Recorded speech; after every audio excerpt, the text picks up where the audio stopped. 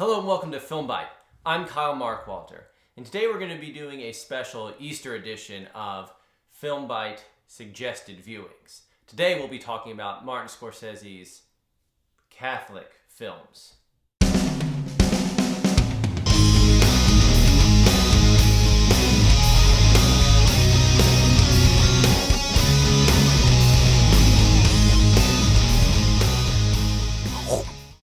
Now I thought on Easter weekend it would be worth bringing you some sort of video related to something Easter. It could be something about Jesus, the crucifixion, religious films, Christian films, something. And what I ended up settling it on was a topic that is very close to my heart. I've been studying Catholic films since I was in college. For my cinema and media studies degree, I wrote my thesis about Catholic filmmakers in America, focusing on certain prominent Catholic filmmakers like Martin Scorsese, Frank Capra, and Francis Ford Coppola.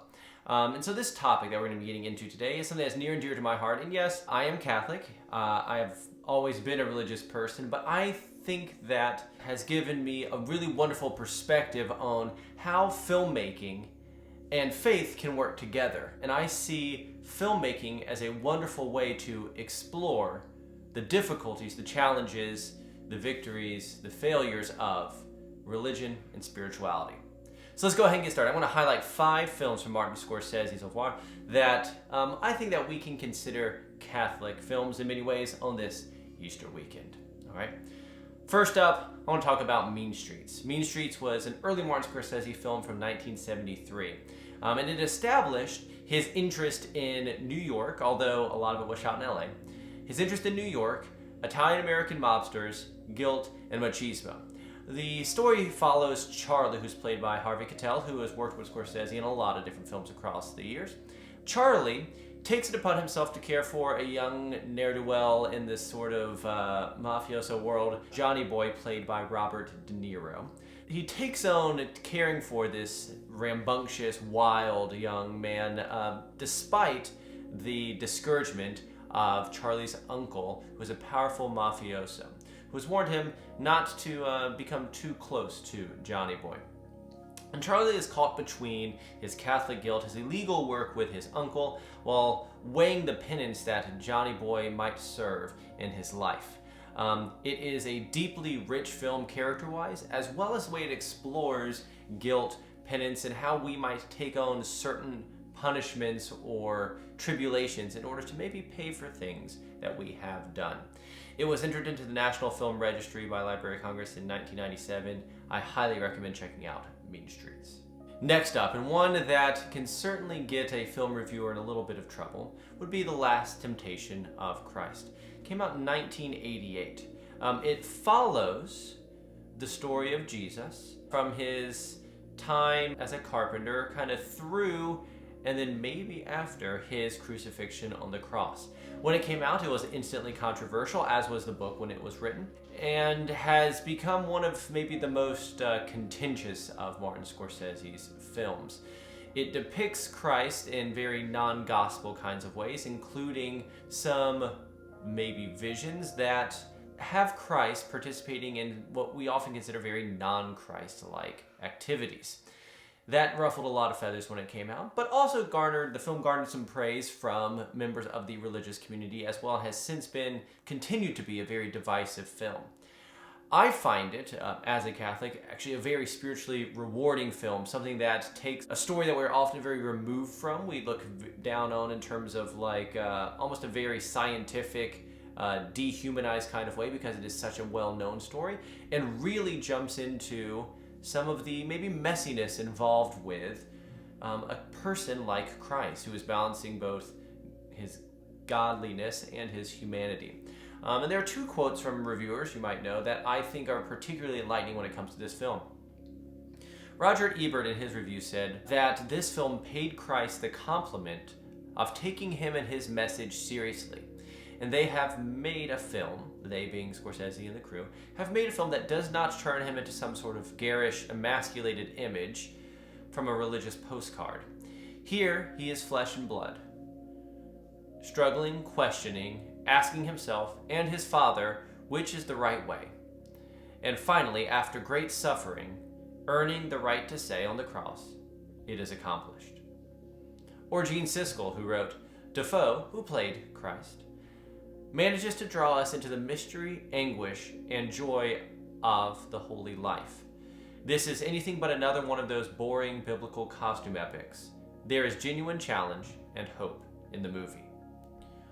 While there are things in the movie that are sometimes a little bit hard to get over, the very thick accent that Harvey Keitel has as Judas and a few other elements, it is an all-around worthwhile engagement if you are interested in movies that seriously address religious topics, despite the controversial challenges that it may arise and the questions it may cause you to ask yourself. I would highly recommend it as one of Martin Scorsese's Catholic films. And did earn Martin Scorsese a director nomination at the Academy Awards, as well as Peter Gabriel, who composed the music for it. The score music that Gabriel did is really fantastic. I'd highly recommend listening just to it.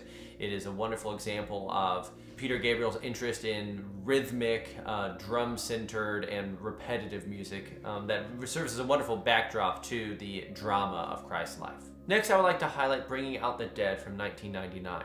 This is an often overlooked Martin Scorsese film because at times it is a bit of a mess, which is maybe good because of the subject matter it addresses. It follows a man named Frank Pierce, played by Nicolas Cage, whose gonzo personality actually works really, really well in this film. Where you going? Come on, John. The city's burning.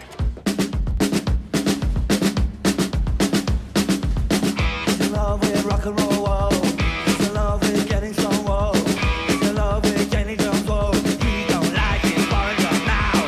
He's in love with rock and roll, whoa. He's in love with getting so whoa.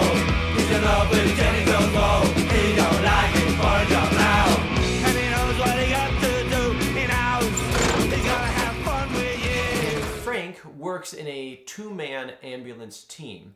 He works in and out of a hospital that's this sort of nightmarish, hellish hospital that's constantly almost dysfunctional, called the Our Lady of Perpetual Mercy. And Frank, has not saved many lives, many patients recently, and it seems to be losing grip with reality, struggling with sleeping and other things. He begins to see the faces of lost patients with increasing frequency. It follows Frank over the course of 3 days with 3 partners as they have repeated incidents with a new drug that seems to be hitting the streets in this sort of seedy New York landscape, and certain characters that cycle back into Frank's life repeatedly over the course of the 3-day period of time. It works in some familiar Scorsese tropes, guilt, New York, seedy underlife of a major metropolis, but it begins to, in very creative ways, weave in questions around morality, the power, or maybe lack thereof, of religious conviction and belief, and the structure of this 3-day period of time, as well as some of the comments that characters make, repeatedly knock into your mind, just kind of at the back door, that maybe there's a little more in terms of religious imagery and themes and substance going on here than maybe first appears. For example, Frank at one point says, "After a while, I grew to understand that my life was less about saving lives than about bearing witness." Comments like that, the 3-day structure, characters who claim to be virgins but are giving birth, enrich this film with lots of vital questions about how our lives play out against the religious backdrop and questions that often go through our minds. Next, I would like to highlight Martin Scorsese's 2016 film Silence. Like The Last Temptation of Christ, this is a film that Scorsese spent years working on getting produced and eventually producing. It is about Catholic priests, Sebastian Rodriguez, played by Andrew Garfield, and Francisco Garupe, played by Adam Driver, who are sent on a quest to find their teacher, Christopher Ferreira, who is played by Liam Neeson, who was sent to Japan on a missionary trip. But it seems that Ferreira has renounced his faith and now lives as a married man in Japan. Based on a novel that is based around true events taking place during the Edo period in Japanese history, the film is rich with Catholic and religious imagery because of the subject matter, but also in terms of the themes that it investigates around guilt, around what to do when your faith comes into question, much like Last Temptation of Christ. and in a very period piece, addresses incredibly relevant, powerful, vital questions around faith and belief today. It talks about faith under fire. It addresses the pragmatism and morality that often goes hand in hand with religious belief, and evokes a very haunting, meditative mood the entire time, despite the graphicness of some of the imagery. Brian Truitt, film reviewer, said of the film, "With the religious historical drama Silence, Martin Scorsese proves he is as masterful with men of God as he is with gangsters." And I do honestly believe that is true. It's an incredibly powerful film. Long, but worthwhile. It was selected by the National Board of Review and the American Film Institute on their top 10 list of that year, along with many other publications, and earned Rodrigo Prieto an Academy Award nomination for his cinematography. Beautiful, beautiful camera work. For the fifth film I want to highlight, I questioned myself for a little bit. There are lots of films that I believe that Martin Scorsese has done that are truly and richly Catholic, beyond just Catholic characters or references to Christ or different things, but in their real investigations of the impact of deep and fervent belief, self-doubt, and questioning on the decisions we make and how we as people live out our lives with those kinds of questions, whether they're religious or not, but how those non-religious questions often take on sort of religious flavor and tones to them as we go through our lives. I thought about Raging Bull, I thought about Taxi Driver, but I ended up settling on The Irishman, which I believe in a more obvious kind of ways connects to Scorsese's Catholicism. It follows Frank Sheeran, who is a hitman for the Italian mafia across decades, and his relationship with Jimmy Hoffa. The film came out this past year, garnered a lot of attention, a lot of award nominations and work done on the film by actors like Joe Pesci and Robert De Niro and Al Pacino. But while the film does not at first scream out to you Catholic, the last 30 minutes I think do epitomize Martin Scorsese's sort of late period Catholic exploration, as I'm calling it, especially with his last two films, Silence and The Irishman. The end of the film, without giving too much away, begins to have the character explore the questions that I think many people, including maybe Scorsese himself right now, ask as you near the end of your life, in light of things you have done and things you've accomplished, things you regret, things you don't regret. What questions do you ask yourself as you get ready for that great unknown step into death? I think it is also one thing that many people didn't like about the film. In fact, Terry Gilliam critiqued the film's last 30 minutes, saying, "We don't need this," referring to the last 30 minutes. After we killed Hoffa, I thought, great, we're done. Marty's spiritual side is less interesting to me than his human side. I would fervently disagree with that. I think that the spiritual side of Marty is one of his most human sides. Father? Yep. Do me a favor. Mm-hmm. Don't shut the door all the way. I don't like that. Just leave it open a little bit. Oh, okay.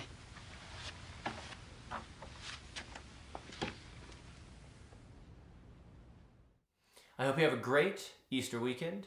Enjoy watching these films, and let me know in the comments what you want to hear about, what kinds of things you want me to talk about, what kind of things you want me to share with you during our time at home during this pandemic.